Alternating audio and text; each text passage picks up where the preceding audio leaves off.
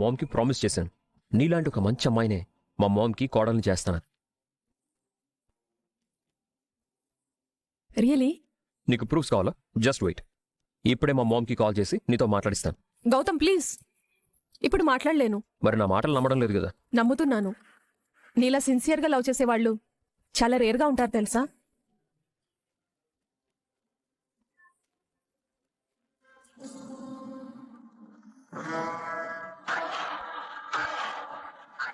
జ్యోత్స్నకి ఇతను ఎందుకు ఫాలో అవ్వమని చెప్పిందో నాకు ఇప్పుడు అర్థం అవుతుంది. ఒక పక్క మరో అమ్మాయితో పెళ్ళి, ఇక్కడ ఇంకొక అమ్మాయితో రొమాన్స్. ఈ ఒక్క వీడియో చాలు నాన్న నీ పెళ్లి పెటాకులవడానికి. సరైతే ఇంటి దగ్గర మా మామ్ నా కోసం వెయిట్ చేస్తూ ఉంటుంది. Shall I leave? నీకోసం ఎందుకు వెయిట్ చేయడం? ఈరోజు మామ్కి ఒక గుడ్ న్యూస్ చెప్తానన్నాను. ఏంటా గుడ్ న్యూస్? నేను రీటానే పెళ్లి చేసుకుంటాను అని చెప్తాను. I want you Rita, that's it.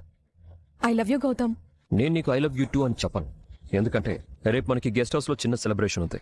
నువ్వు ఎప్పుడు రావాలో చెప్తాను, అప్పుడు చెప్తాను నాలో ఎంత ప్రేమ ఉందో.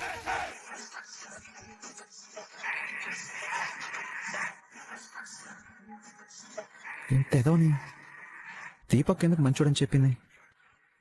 అలా నమ్మించుంటాడులే. నీతో హాఫ్ సెంచరీ కంప్లీట్ అయిపోయినట్టే. బాయ్. నీలాంటి వాడిని అంత ఈజీగా వదలకూడదురా.